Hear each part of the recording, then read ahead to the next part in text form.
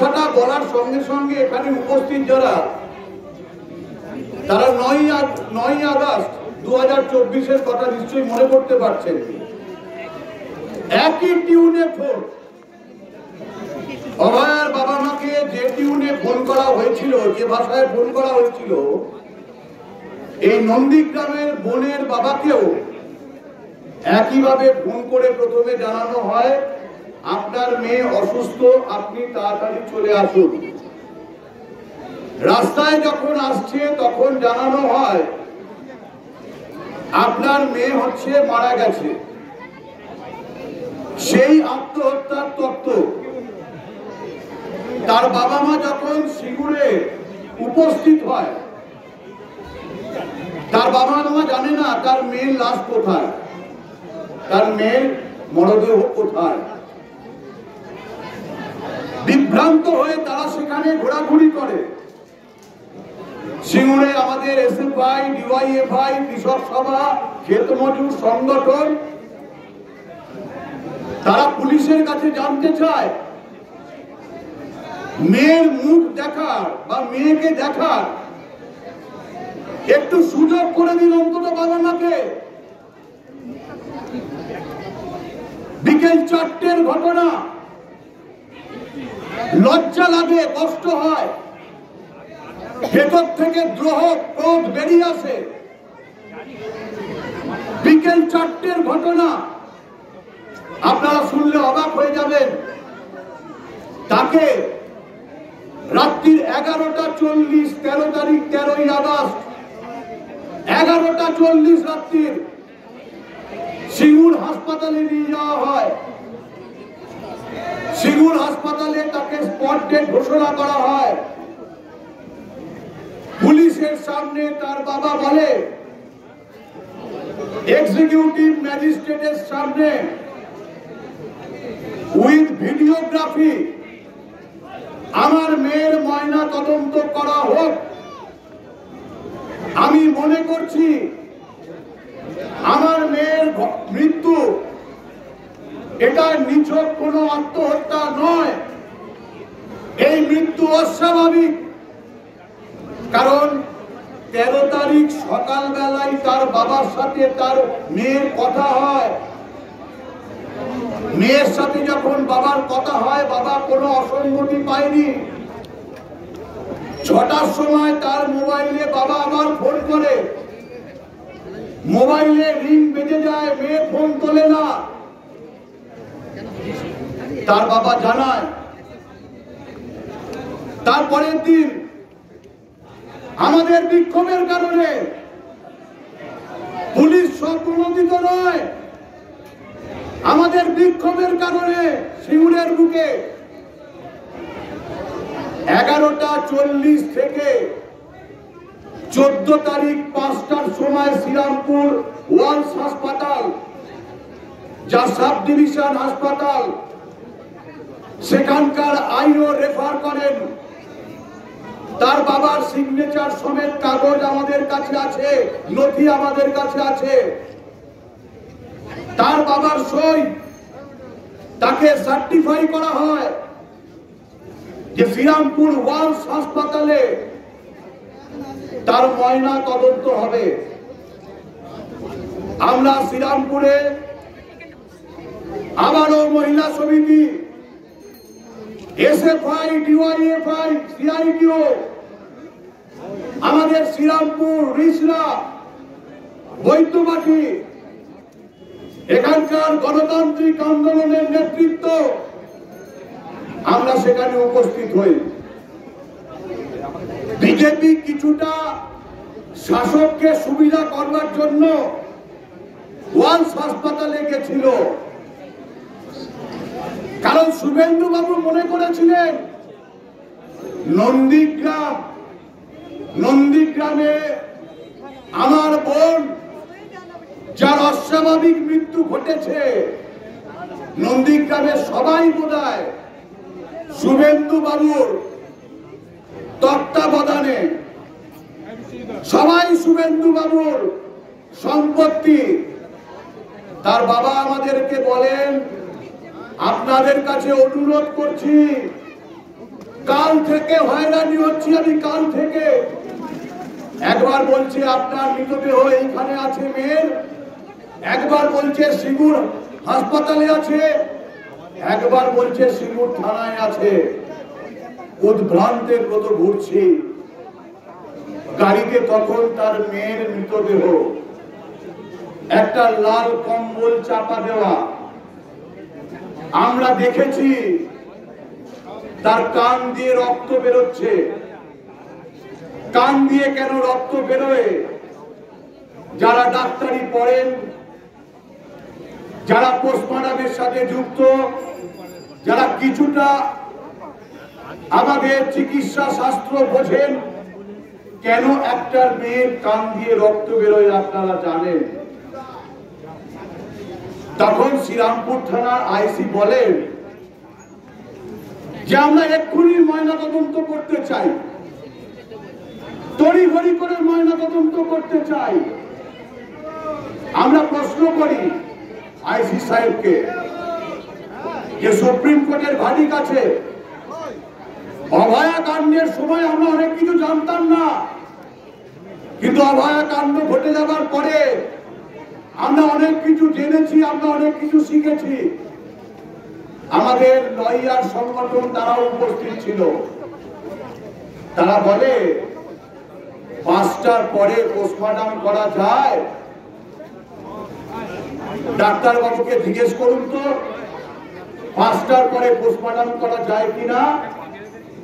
আর না হলে পুলিশ আধিকারিক হিসাবে আপনি লিখে দিন যে 5টার পরে আপনি পোস্টমর্টম করতে চাইছেন। তখন আইসি সাহেব বলেন তাহলে আজকে পোস্টমর্টম হচ্ছে না, শ্রীরামপুর ওয়ার্ল্ড সাব ডিভিশন হাসপাতাল, সুপার স্পেশালিটি হাসপাতাল, তার মর্গে আমার বোনের মৃতদেহকে প্রিজার্ভ করা হবে। আমরা দেখি, আমি, নবনীতা, আমাদের অন্যান্য কমরেডরা আমরা দেখি যে সুপার স্পেশালিটি হাসপাতালে মর্গের সিসিটিভি সামনে একটা লাগানো আছে। আমরা জিজ্ঞেস করি এর মনিটরিং কোথা থেকে হয়? অথরিটি বলেন আমরা জানি না। আমরা মর্গের পেছনে যাই, আমাদের ছাত্র কমরেডরা, যুব কমরেডরা, মহিলা কমরেডরা, আপনারা সোশ্যাল মিডিয়ার মাধ্যমে দেখেছেন ওয়ার্ল্ড হাসপাতালের মর্গের পেছনে একটা টিবি হসপিটাল আছে। আমরা গিয়ে দেখি সেখানে একটা নতুন সিসিটিভি, সেটা দমনানো অবস্থায় পড়ে আছে। আমরা সন্দেহ করি আমার বোনের মৃতদেহ ওয়ার্ল্ডে আনার সাথে সাথে ওই সিসিটিভিটাকে যাতে কাজ না করতে পারে সেই জন্য বন্ধ করে দেওয়া হয়েছে। আমরা বলি আগে মর্গ সুরক্ষিত হবে, মর্গের সিসিটিভি লাগানো হবে, মর্গের পেছনে অসংখ্য দরজা, অসংখ্য দরজা, যে কোনো ভাবে ওখান দিয়ে মৃতদেহ বার করা যায়, মৃতদেহকে ট্যাম্পারিং করা যায়, সমস্ত প্রমাণ লোপাট করা যায়। আমরা বলছি এই দরজাগুলোকে আগে সিল করতে হবে, সিসিটিভি লাগাতে হবে, সিসিটিভির মনিটরিং কোথা থেকে হচ্ছে আমরা দেখব, এবং আমার বোনের মৃতদেহ যেখানে প্রিজার্ভ করা হবে আমাদের সামনে ওই জায়গাটাকে সিল করতে হবে। আমাদের প্রতিনিধি থাকবে সারা রাত, সারা রাত আমাদের বোনকে পাহারা দেবে। আমাদের ছাত্র যুব কমরেডরা 14 তারিখ সারা রাত যখন গোটা পশ্চিমবঙ্গে রাত তখন চলছে, আমাদের কমরেডরা তখন আমার বোনকে পাহারা দিয়েছে ওয়ার্ল্ড হাসপাতালের ভেতরে। সুপারকে যখন ডাকা হয়, সুপার বলছে এটা পশ্চিমবঙ্গ, আমাদের মহিলা নেত্রীরা বসে আছেন, জানি না অভয়া ঘটছে, তামান্না ঘটছে, কত কাণ্ড ঘটছে আমাদের পশ্চিমবঙ্গে। ওয়ার্ল্ড হাসপাতালে সুপার বলছে এটা আমার দায়িত্ব নয়, আমি ঘর থেকে বেরোবো না, এটা পুলিশের দায়িত্ব। আর পুলিশকে যখন বলছি সিসিটিভিটাকে ঠিক করুন, দরজাগুলোকে ঠিক করুন, পুলিশ বলছে আমাদের দায়িত্ব নয়, হাসপাতাল কর্তৃপক্ষের দায়িত্ব। আমরা যখন সুপারের সাথে কথা বলতে যাই দেখি কোলাপসেবল গেটের তালা দিয়ে দেওয়া হয়েছে। সুপার কথা বলবেন না, আমার বোন বাইরে, তার বাবা মা বাইরে, আমরা বিধ্বস্ত ক্লান্ত। সুপার তখন এসি ঘরে ঠান্ডা ঘরে বসে আছেন ডাক্তারদের নিয়ে। মানবিকতা, এটা মানবিকতা, এটা ডাক্তারি, এটা ডাক্তারের কর্তব্য। তারপরে আইসি সাহেব আমাদেরকে বলেন আপনাদের প্রতিনিধি আসুন, সুপার সাহেবের সাথে কথা বলবেন। সুপার সাহেব আমাদেরকে বলেন আপনাদের জন্য পোস্টমর্টমে দেরি হয়েছে। মানে সুপার চেয়েছিল 13 তারিখ ওখানে 5টার পরে অন্ধকারে, যেখানে লাইট নেই, সিসিটিভি নেই, ম্যাজিস্ট্রেট নেই, পোস্টমর্টমের ডাক্তার নেই, যাকে তাকে ধরে আমার বোনকে পোস্টমর্টম করে বডি কোনো মতে ওয়াশ থেকে বার করে দেবে। সুপার বলছে আমাদের কাছে অন রেকর্ড আছে, কর আছে রেকর্ড, সব তথ্য আমরা দেব, আমাদের কাছে সব রেকর্ড আছে, সব প্রমাণাদি আছে। সুপার কি বলেছেন আমাদের, আইসি কি বলেছেন, ওখানে লর্ডস অফ ডক্টর যারা ছিলেন কি বলেছেন আমাদের, সব আছে। আমরা যখন কেউ ভিডিও করতে গেছিল সাংবাদিক, তখন পুলিশ অথরিটির পক্ষ থেকে বলছে আপনাদের সবকিছুতেই ভিডিও, আপনারা কেন ভিডিও করছেন? আমরা তখন বলেছিলাম পশ্চিমবঙ্গে যদি আপনারা সেই বিশ্বাসযোগ্যতা তৈরি করতে পারতেন তাহলে আমাদের ভিডিও করার দরকার হতো না। আপনাদের উপর বিশ্বাস নেই বলে আমাদের প্রতি পদে পদে ভিডিও করতে হয়, তাই আমরা ভিডিও করছি।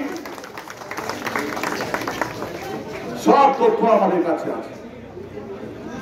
আইসি সাহেব বলেন যে ডাক্তার লাগবে, সুপার আশ্বস্ত করেন একজন নিউরোলজিস্ট, একজন ইএনটি স্পেশালিস্ট, একজন অর্থোপেডিক, একজন গাইনোকোলজিস্ট, এদের উপস্থিতিতে, এক্সিকিউটিভ ম্যাজিস্ট্রেটের উপস্থিতিতে কালকে বোনের পোস্টমর্টম হবে। আমরা জানতে চাই কটার সময় হবে, সেইটা নিয়েও টাল বাহানা চলে। সুপার বলছে টাইম কি করে বলবো, সকালবেলা হয়ে যেতে পারে। শ্রীরামপুর ওয়ার্ডসে 12টার আগে কোনোদিনও কোনো পোস্টমর্টম হয়নি। দূর দূরান্তের মানুষ পায়ে পড়েছেন সুপারের যে অনেক দূর যাবো, ডাক্তারবাবুকে বলুন না একটু পোস্টমর্টমটা তাড়াতাড়ি করে দিতে। 1টা 2টোর আগে কোনোদিনও পোস্টমর্টম শ্রীরামপুর ওয়ার্ড হাসপাতালে শুরু হয় না। আমরা বলি আপনাকে সঠিক টাইম বলতে হবে, কটার সময় পোস্টমর্টম করবেন। তিনি বলেন অনওয়ার্ড 11:30টা। যা যা ঘটনা সব তথ্য আমাদের কাছে আছে, সব রেকর্ডিং আমাদের কাছে আছে। আশা করি আইসি সাহেব এখানে দাঁড়িয়ে আছেন, আইসি সাহেব নিজে অন্তর যদি থাকে, একটা যদি এখানে ভুল বলে থাকি, আমরা যারা প্রতিনিধি ছিলাম, নবনীতা সমেত, আমরা সুমঙ্গল সিং সমেত, আমরা সবাই এখানে আছি, একটাও যদি কোনো ভুল তথ্য এখানে দিয়ে থাকি, আইসি সাহেব বলেন আপনারা 11টায় আসুন, আমি থাকবো, কোনো অসুবিধা হবে না, আমাদের উপর ভরসা রাখুন। রাত্রিবেলা 4 জন সেন্ট্রি থাকবে, পাহারা দেবে, আপনারাও থাকুন। আমরা বলেছিলাম আজকে তো আমরা সারা রাত জাগবার জন্য এসেছি, আজকে তো আমরা ডাক দিয়েছি রাত দখলে।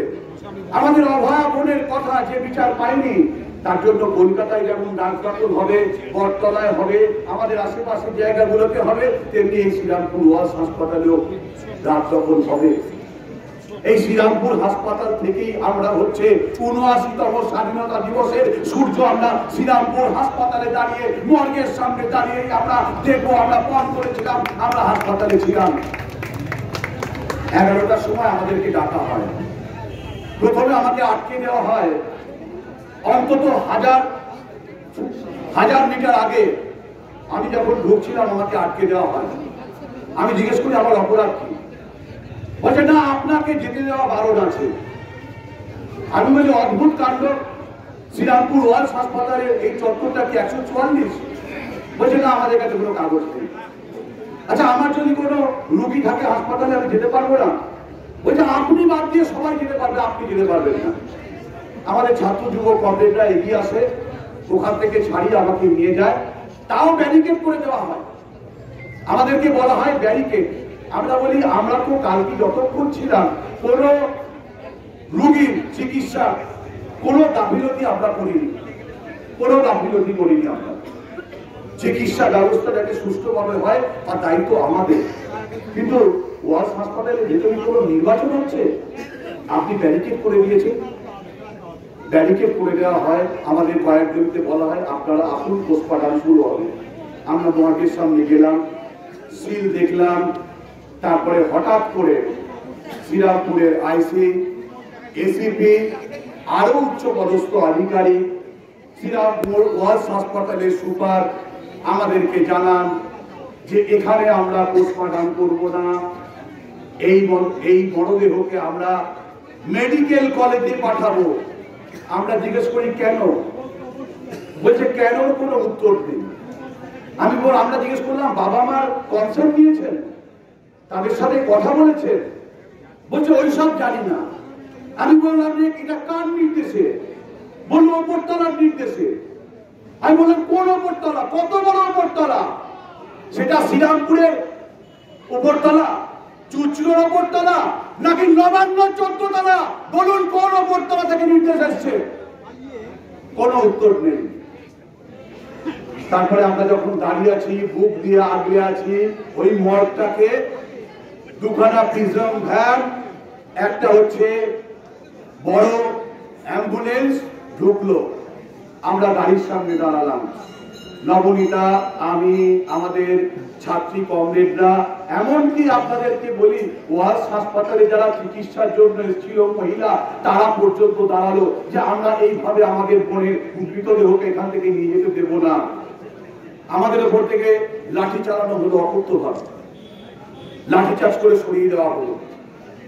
আমাদের এক ছাত্রী কমরেডের পায়ের উপর দিয়ে অ্যাম্বুলেন্সের চাকা চলে গেল।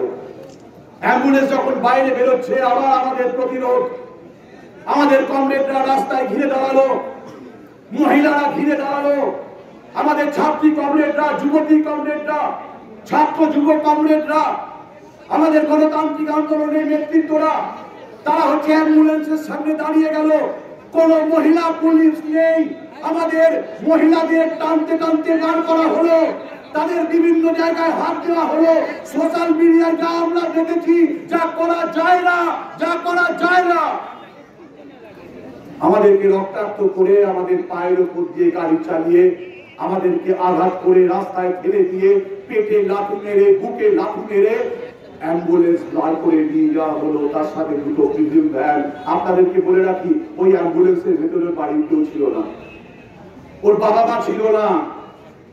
আগে আমার বোনের মরদেহ আগে মেডিকেল কলেজে পৌঁছেছে, তারপরে প্রিজম ভ্যান করে ওর বাবা মাকে নিয়ে যাওয়া হয়েছে। ওর বাবা মার কোনো কনসেন্ট ছিল না। তারপরে মেডিকেল কলেজে আমাদের ছাত্র যুবরা আন্দোলন করে, আমরা বটতলা ঘেরাও করি, ছাত্র যুব মহিলা সবাই তারা হচ্ছে লড়াই করে, ঝাঁপিয়ে পড়ে। আমরা বটতলাকে অবরোধ করি, পুলিশের দেখা নেই। অন্যান্য দিন 5 মিনিট থাকলে বটতলা চলে আসে। আমরা জিজ্ঞেস করতে পাঠালাম, বিভিন্ন লোক তো আমাদেরও আছে, একটু খবর দিয়ে এসো তো যে এত পুলিশ বাহিনী শ্রীরামপুর ওয়ার্ল্ডে, আর 3 ঘন্টা আমরা ছাত্র যুব মহিলা সিআইটিউ আমরা বটতলার মতো একটা গুরুত্বপূর্ণ রাস্তা 15ই আগস্ট আমরা হচ্ছে অবরোধ করে রেখে দিয়েছি। যদিও অ্যাম্বুলেন্স থেকে আরম্ভ করে, রোগী থেকে আরম্ভ করে, বিশেষকারী যারা গেছিলেন, বিভিন্ন র্যালি, থ্যালাসেমিয়া পেশেন্ট, তাদের সবাইকে আমরা ছেড়ে দিয়েছি, কাউকে আটকাইনি। জিজ্ঞেস করো তো কেন আসছে না? কি খবর এলো জানেন? খবর এলো ওয়ান্সে যা করবার ছিল আমরা করে দিয়েছি। এবার ওরা যত খুশি অবরোধ করুক, যা করুক, আমাদের কাজ ছিল বডি এখান থেকে লোপাট করে কলকাতায় পাঠিয়ে দেওয়া। আমরা করে ফেলেছি।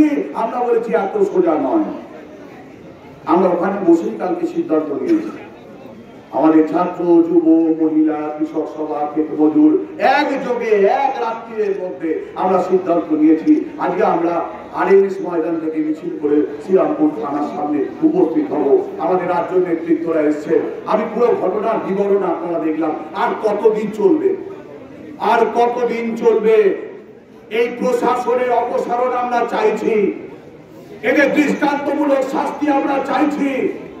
শ্রীরামপুরের সুপার এখনো তার পদে কেন আসীন থাকবে? শ্রীরামপুরের সুপারের পদত্যাগ আমরা চাইছি যতক্ষণ না এটা হবে। আর শ্রীরামপুর থানাকে যারা তৃণমূলের পার্টি অফিস বানিয়েছেন, জেনে রাখুন এক একজনের মুখ আমাদের চেনা, এক একজনের মুখ আমাদের চেনা। কি হয় আমরা জানি, এইখান থেকে কেস দেওয়া হয়, এইখান থেকে উকিল ঠিক করে দেওয়া হয় যে আপনাকে এই কেস দেওয়া হয়েছে, আপনি অমুক উকিলের কাছে যান, সেখানে 40,000 50,000 টাকা দিয়ে তাকে জামিন করা হয়, বেল দেওয়া হয়। এই শ্রীরামপুর থানার ভেতর থেকে হয়। সব অফিসার এখনো অসৎ হয়ে যাননি, সব অফিসার অসৎ হয়ে যাননি। কাদের বলছি তারা ভালো করে জানেন। আমরা কলকাতার বিচারপতিদের সাথে কথা বলছি, আমরা ইলেকশন কমিশনের সাথে কথা বলছি, বিভিন্ন ইলেকশনে আমাদের পারমিশনের জন্য এরাই ঘুরিয়েছে, তৃণমূলকে সুযোগ করে দিয়েছে। আমরা সমস্ত জায়গায় জানাচ্ছি, এই প্রশাসন থানার ভেতরে থাকলে, এই যে শ্রীরামপুর পুলিশ স্টেশন লেখা আছে, এই পুলিশ স্টেশনটা শুধু নামে লেখা আছে, এটা আসলে অল ইন্ডিয়া তৃণমূল কংগ্রেসের পার্টি অফিস ছাড়া কিছু নয়। তাহলে এর প্রতিবাদ চলবে, এর প্রতিরোধ চলবে, আন্দোলন চলবে।